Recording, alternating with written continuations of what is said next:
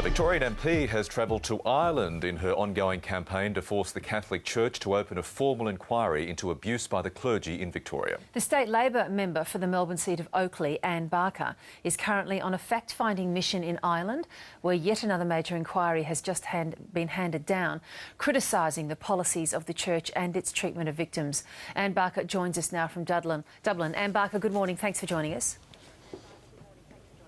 Good morning, Virginia, and good evening, I should say, from Dublin. Yes, indeed. Look, I'll just warn our viewers this morning, we clearly have a long delay on the satellite between us this morning, so do bear with us. Ann Barker, what's brought you to this position that you believe that a separate and standalone inquiry into abuse and the clergy, the Catholic clergy in Victoria, needs to be established?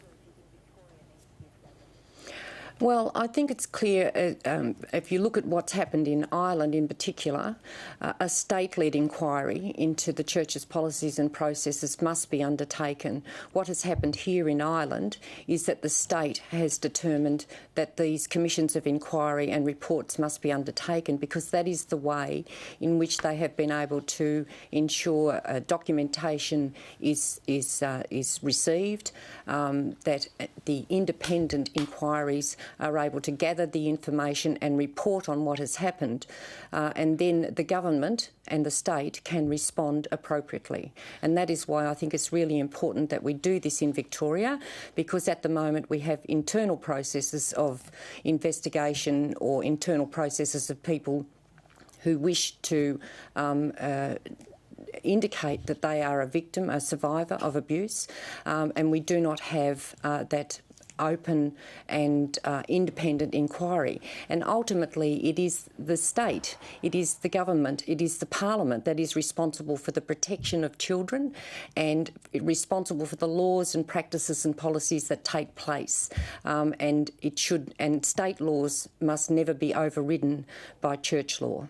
At the same time as you're there in Ireland, we're just hearing from the Irish Prime Minister that he's actually calling on the Vatican and to do the same, that he has strong criticisms of the Vatican in relation to abuse by Catholic clergy too.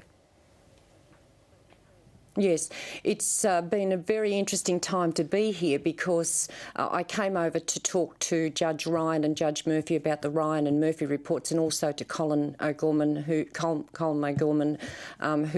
initiated the Ferns inquiry. But while I'm here, the Cloyne report has been published, and what is shocking about this is that the Cloyne report deals with allegations of abuse from 1996 to 2009. So it's very recent, and the response to that report has just been amazing, both in the press and in the community, and particularly by the government and by the parliament as a whole.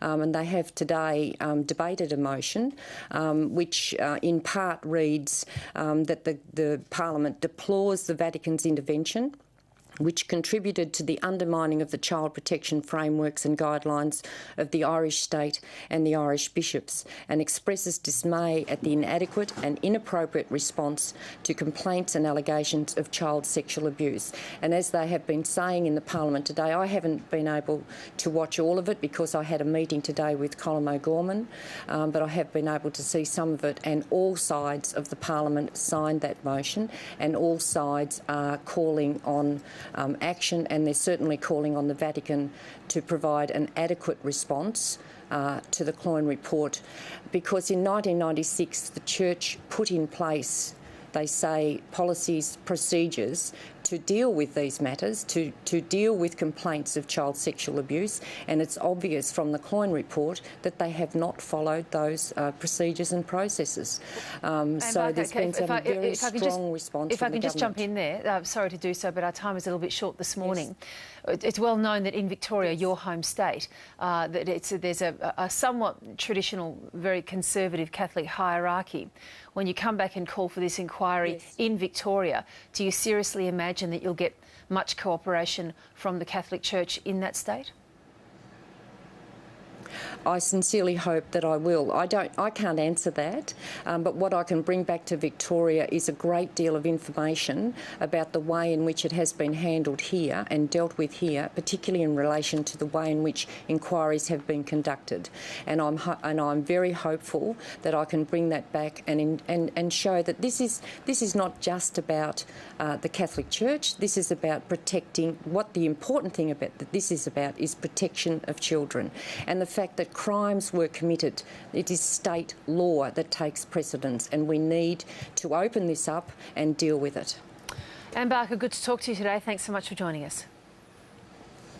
Thank you very much.